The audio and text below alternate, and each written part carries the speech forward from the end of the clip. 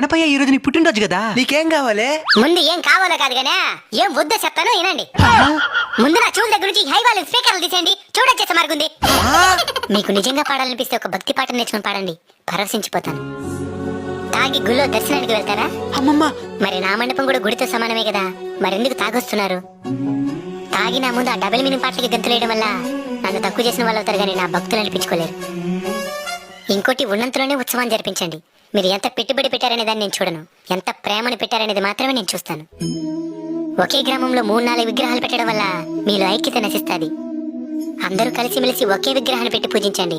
నేను మీలో ఐక్యతకి కారణం అవ్వాలి కానీ గొడవలకి కాదు. స్వామి మేమైతే తాగి రావడం, డబుల్ మీనింగ్ పాటలకి డాన్స్ వేయడం ఇవేవి చేయలేదు స్వామి. అందుకే కదా నాయనా నేను ప్రత్యక్షమై మీతో మాట్లాడుతుండేది. మీరు నాకు బాగా నచ్చారు. ఏదైనా ఒక వరం కోరుకోండి, ఖచ్చితంగా తీరుస్తాను. స్వామి నీ పుట్టినరోజు నాడు కూడా విజయవాడ ఖమ్మం అసలు వరదలతో ఇబ్బంది పడుతున్నారు స్వామి, వాళ్ళకి తోడుగా ఉండు స్వామి. తదాస్తు.